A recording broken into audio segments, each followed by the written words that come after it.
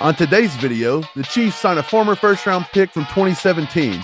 We're going to take a look at Frank Clark's injury, we're going to look at the snow globe play, and we're going to talk a little playoff football. Stick around. Just when things are simmering down and we're preparing for the playoffs, Brett Veach goes and signs another wide receiver, John Ross. He was drafted in 2017 by the Cincinnati Bengals, I believe. He was known for his combine 40 time. It was a record at 4.22, which was faster than Chris Johnson, Tyreek Hill, all the guys. I think Bo Jackson might have one that's not official that was supposed to be faster. But this guy's quick, man. Very, very fast, but he never panned out in the league. He played for the Bengals, of course, and then I think he played for the Giants. I'm not sure if he went anywhere else, but he never ever got any playing time. Mike, do you like this signing? Do you think that this might be the place where he can come in and have some value? Yeah, I think it's okay. It's a futures deal. He's not going to be able to play this year. He's not eligible to play in the playoffs. This is purely for the future. As you mentioned, he played in Cincinnati. He had 27 games when he was featured. He had 20 starts, 51 receptions, 737 yards, and 10 touchdowns. He's 5'11", 188, and as you said, he ran a 4.22. He has a 129.4 burst score, so he was very fast. He was very athletically elite. The thing is with John Ross is a lot of injury problems. He's been known to have knee problems, shoulder problems, foot problems. I think he's already had a torn ACL, a torn MCL. He's had torn meniscus in both knees, microfracture surgery. This dude has been through the ringer. I don't know how much it is, but if anybody can pull his potential out, it's Andy Reid and the Chiefs. Yeah, I totally agree. But it's been like 6 years since he came into the league. He's had all those injuries. I highly doubt he's as fast and athletic as he was when he came in. And he hasn't really been in football shape or played a lot of football. So I don't see this being like a big help for the Chiefs going forward. I think it's going to be one of those camp bodies. He's going to be kind of like Corey Coleman was. People were excited about Corey Coleman because he was a former first-round draft pick and he was super athletic, but he came in and just worked through camp and everything like that, and then he was gone. So definitely could be that sort of situation, but it is interesting to say the least. So it's that time of the year that everyone starts looking at future contracts, and it looks like the Kansas City Chiefs have brought in a couple of players to work out. Mike, what do you know about that?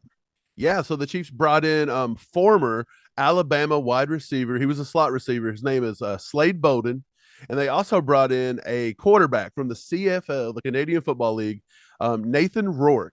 He was the 2022 CFL's most outstanding Canadian. Steve, if you're an outstanding Canadian, dude, you got to be a good guy. That sounds like a South Park character. It does. What that sounds like. I'm guessing that's their MVP, maybe. I don't know. But he was undrafted out of Ohio University in 2021. He did get picked in the second round of the CFL draft. He set the single season CFL record, 78.7% passing completion percentage, 3,349 yards, 25 touchdowns to only 10 picks. And he actually missed some games with a foot injury. So it sounds like he can sling it around a little bit. And with Chad Henne maybe looking towards retirement and maybe even us possibly looking to dump Shane Buechele, maybe, I don't know. I'm not saying that's a possibility. Maybe we're just looking for maybe a future guy. He's already worked out with a few other teams this week, so we'll see. I think that Chad Henne's probably gone after this year. Buechele will go into that backup role. I think that's why they activated him this year and kept him off of that practice squad from getting poached, because I think they're planning on using Shane Buechele next year as the backup. So this guy would take his spot on the practice squad probably. Yeah, so nothing surprising there. What about Slade Bolden? I know he used to play for Alabama in college. I don't know a lot about the guy. What all you got on him? Slade Bolden, man, he's a little guy. He's 5'11", 191. He primarily plays the slot. He was their punt coverage guy. He was their punt return guy. I think he had 22 punt returns in his career for 148 yards. So not the highest average or anything, but he's safe. He's done it. He models himself after Julian Edelman. That's who he said he models himself after. He played 30 games as a receiver at Alabama, 68 receptions, 712 yards, and 4 TDs. He was actually undrafted. I think the Ravens brought him into camp, but they ended up waiving him because he had to have sports hernia surgery, so he missed this entire season. It's probably nothing more than little camp bodies and taking a look and just having people to throw to and catch and different things. So let's go ahead and move on to injuries. Frank Clark suffered a groin injury in that game against Las Vegas the other day, Mike. It looks like he had an MRI done and everything. How did that turn out? The MRI come back negative. It looked like it was just a minor groin pull. Andy says that he thinks he should be more than ready to go here in the next few weeks. The bye week comes in handy. You see why you're fighting for that number 1 seed, because if it was this week, I would say he'd still probably suit up, but you could have a chance of re-aggravating it. Maybe now we might see a healthy Frank throughout the playoffs, and playoff Frank is Right. what we want. That's exactly what we want. We want him healthy because he always shines at this time of year. It's good to have that experience, and we definitely need that pass rush, man. So that's really good news. And like you said, good thing we had that bye week. That way he can recover. Let's go ahead and talk about something else that's a little more fun. The snow globe play the other day against the Raiders. It's caused a ruckus online and all throughout the NFL, fans, players, everything else. Here in Chiefs Kingdom, we think it was a fun play. It's just the guys out having fun. It's an Andy Reid type thing. He's always looking at old football plays and bringing them back, kind of like he did that Rose Bowl play in the Super Bowl. So nothing out of the ordinary for us, but everyone took so much offense to it, dude. And I don't know if it's because they really think it's disrespectful or if they're just, the Chiefs fatigue thing where they just hate the Chiefs now. So anything that, the Chiefs do, we have to pick it apart. So what do you think about it, Mike? I thought it was a fun play and I didn't see anything wrong with it.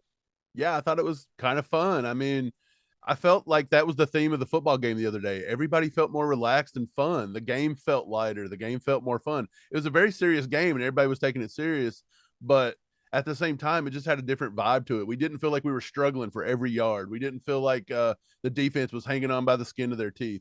It just had a different feel to it. I thought the snow globe play was awesome watching it. I thought it was a cool little Yeah. tweak that you could throw in. I don't think it was disrespectful at all. It's just guys having fun. At the end of the day, this is football. This is a game. And when you come to Kansas City, Andy Reid's going to make sure that you guys are having fun. And I believe the fun's been taken out of us a little bit this year. And that's why I've seen the offense maybe sputter in a few spots. Yeah. And the only people that's really taking offense to this, like I said, it's people that already butt hurt at Kansas City anyway. You have like Quinn Miners from the Denver Broncos talking about how his whole goal is just to beat the Chiefs. Like he can't wait till they can actually beat the Chiefs, which is embarrassing to even say, in my opinion. And he just sounded really pathetic. But he's talking about how that really pissed me off. It genuinely pissed me off when they did that. And it's like, why? Who cares? Like we're talking about them doing this, even if you thought it was disrespectful, they're doing it to a team that was taking victory laps around Arrowhead when they actually won a game a few years back. So I mean, who cares? And then the fans are just looking for something to whine about. All Buffalo fans and all Bengals fans, them in particular, are just looking for reasons to hate on the Chiefs and talk about how they undeservedly got the 1 seed and they're a clown show and all this stuff. It's just dumb. But I thought it was fun and I thought it was typical Andy Reid stuff. And I think it's fun also seeing the backlash because people are just so stupid. It's comedy. Yeah, so we pulled that play out in a game that we almost had in hand right then. It almost seems strange that we did pull that out. My question to you is, was Andy showing something so memorable that maybe now he's going to tweak it and bring it back, and they're going to think Mahomes is going to throw back across the field? Maybe Mahomes takes off and gets in with his feet or something like that. Like, is he going to tweak the play and bring it back? Do you think we'll see it again or no? Chances are we won't, but it would not surprise me if Andy didn't do something like that, like have it up his sleeve. Maybe in the Super Bowl, if we make the Super Bowl, I could see him pulling it out. He likes those big spotlights and he likes to do crazy things under the big lights. So wouldn't surprise me any. And that would be a cool wrinkle, man. If it was the same formation, same everything, and they come out with a different play, that could really trip a defense up. So not only is it fun and fun to watch, but it's also good tactic. It's smart football. People can get mad about it all they want, but if it works, it works. So, yeah, we could see something like that again. For sure. Let's get into a little bit more playoff talk, Steve. It looks like we're going to take a game every day. And we're going to kind of break it down, give you our thoughts about it. It isn't directly Chiefs talk, but everything affects the Chiefs at this point. Yeah, So let's look at Miami versus Buffalo today. That sounds like a good place to start. Buffalo's the number 2 seed. They look really strong. They looked good. They're playing for a higher purpose right now with the whole Damar Hamlin thing. Props to Damar, by the way. They released him from the hospital today. That's excellent news. yeah. You didn't think we were going to see that. That's amazing. So props to him. But yeah, Buffalo is playing for something more. Miami is struggle. They are struggle busting right now. They're on their 3rd string quarterback, Skylar Thompson from K-State. Everybody in the area knows him well. But yeah, does Miami have enough, Steve, that you think, do they have enough to knock off Buffalo, or do you think Buffalo's just going to kind of cruise it? I think that they could definitely knock off Buffalo. I think that's a big possibility. There's also a big possibility that Buffalo just goes up there and blows them off the football field. Never really know how it goes. We talked about it yesterday, it being a divisional matchup. Those are always tough anyway. But in my opinion, the Bills aren't looking all that strong at this point. I feel like early in the season, they looked good. They looked really good. They looked strong. And they, kind of instilled fear in people across the NFL. But that kind of fell off quick, man. Last half of the season, even this last game against New England, they didn't look crazy good or anything. They honestly only won that game because of two special teams plays. So, I mean, they definitely are vulnerable to taking an upset, in my opinion. I think my thing is injuries at this point. It seems to be Buffalo is a lot healthier than Miami is. Miami, they got a rookie coach. McDaniel is wild. Like, he's kind of likable, to be honest. He's weird. He's For sure. nerdy. He's likable, but he's working with a third string quarterback. I don't know if Bridgewater will be back. It looks like Tua is not going to be able to be cleared to play anymore this season. So this would be a crazy run. Jalen Waddle was helped off the field last game. Tyreek Hill hobbled off the field. They may not have any of their weapons. And if they go in that shorthanded with Miami, to Buffalo, I just don't see it happening. It's going to be played at Buffalo. It's going to be probably cold again. I just don't think Miami's got enough weapons to beat them. I'm with you, though. It is a divisional game. Teams always tend to play their division a little tougher. But we've seen what happened. Buffalo still got the win last time when Miami was healthy and Tua was playing.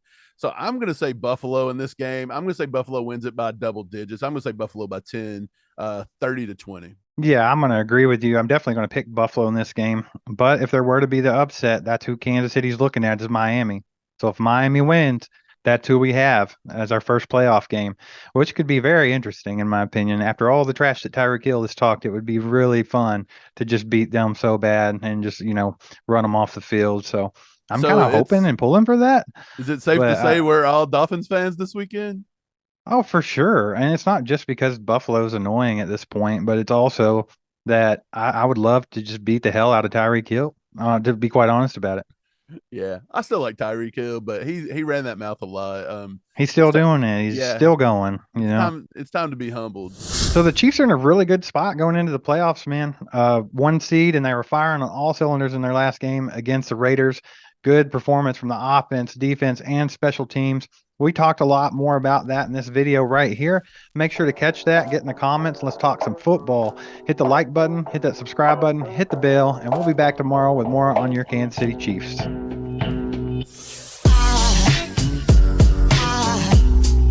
Aside from my soul.